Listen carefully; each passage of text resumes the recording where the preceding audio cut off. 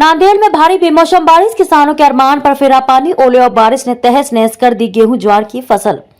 महाराष्ट्र के नांदेड़ जिले में ओलावृष्टि से बड़ा नुकसान हुआ है। स्थिति ये हो गई कि बारड स्थित राजमार्ग पुलिस चौकी के सभी टीन शेड उड़ गए। अचानक आई आंधी और ओलावृष्टि से यह पुलिस चौकी पूरी तरह से तबाह हो गई है। इस ओलावृष्टि से यहां तैनात पुलिसकर्मी घायल हो गए हैं, ऐसी जानकारी प्राप्त हुई है। जिले की विभिन्न तहसीलों में बारिश के कारण खेतों में पानी भरने से कई फसलों को नुकसान पहुंचा है। साथ ही ओलावृष्टि से केले के पेड़, तरबूज, गेहूं, ज्वार, चना की फसल को काफी नुकसान हुआ है। शुक्रवार को पूर्व मुख्यमंत्री अशोक चव्हाण, नांदेड़ के सांसद प्रताप पाटिल, चिखली कर नांदेड़ जिला कलेक्टर अभिजीत राउत ने किसानों के क्षतिग्रस्त खेतों का दौरा किया और जिन किसानों की फसल खराब हुई है उनकी सहायता के लिए नांदेड़ जिला कलेक्टर ने पंचनामा बनाने का आदेश दिया है। नांदेड़ जिले में पिछले 2 दिनों से तेज आंधी के समय बेमौसम बारिश हो रही है। इसी दौरान शुक्रवार 3:30 बजे के बीच मुदखेड़ अर्धापुर तहसील के पटनूर, मुगट, पढ़रवाड़ी, बारड इलाके में तेज ओलावृष्टि हुई। इससे कई घरों पर लगे टीन शेड उड़ गए और कई जगहों पर पेड़ उखड़ गए हैं।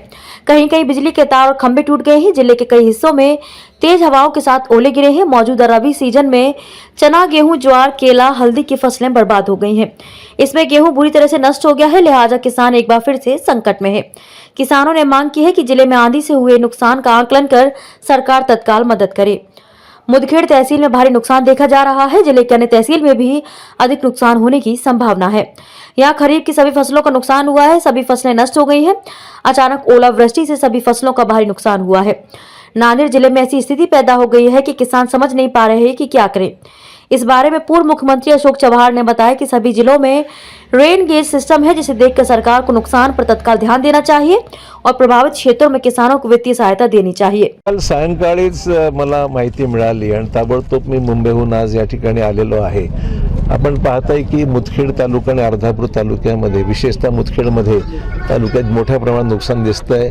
जिल्ह्यातल्या अन्य तालुक्यात सुद्धा असण्याची शक्यता आहे। मला माहिती पूर्णपणे घ्यायची आहे, परंतु सकृतदर्शनी आज पाहतोय की मुदखेड तालुक्यामधल्या या केळीचं आपण पाहता केळी शिल्लक राहिलीच नाही आहे। म्हणजे जो ऊन पडलेली आहे, झाडं जमिनीला येऊन पडलेले आहेत, यातून काही उत्पन्न मिळण्याची शक्यताच नाही आहे। खरबूज, टरबुजाचे सुद्धा आपण पाहिलं की त्या ठिकाणी पीक उद्ध्वस्त झालेलं आहे। हायब्रिड ज्वारी आणि अन्य पिकांवर मोठं नुकसान झालेलं आहे। अचानक झालेल्या या अतिवृष्टीने गारपीट मोठी झालेली आहे। म्हणजे एक तर फोटो पाहिल्यानंतर हे फोटो नांदेडचे आहेत की काश्मीरचे आहेत असंच म्हणजे समजत नव्हतं। अशा फोटोमध्ये पाहिल्यानंतर अशा प्रकारची परिस्थिती होती। एवढ्या मोठ्या प्रमाणावर गारपीट, जसं ज्या भागात नेहमी बर्फ पडतो तशाच चित्र ही काल फोटोमध्ये पाहायला मिळाली। म्हणजे आपण कल्पना करू शकता की किती मोठ्या प्रमाणावर काल गारपीट झालेली आहे आणि वादळी वारं होतं। या सगळ्याची नोंद शासनाची यंत्रणा आहे। आपल्या पर्जन्यमापक यंत्र आहेत आपल्याकडे, म्हणजे प्रत्येक मंडळाला बसवलेली आहेत। त्यामुळे त्याचा रिपोर्ट जिल्हाधिकारी ते होते, आता त्यांना मी विचारलं, ते म्हणाले आपल्याकडे नोंद आहे बऱ्या गोष्टीची। कृषी अधिकारी या ठिकाणी होते, त्यांनी सांगितलं सगळ्या गोष्टी नोंद घेतलेली आहे। पंचनाम्याची प्रक्रिया जी आहे ती लवकर झाली पाहिजे, त्यातला एक मुद्दा आहे। आणि जे नुकसान झालं, काही गोष्टी पीक विम्यामध्ये अंतर्भूत आहेत, पण काही गोष्टी लोकांनी पीक विमा काढलेला नाही।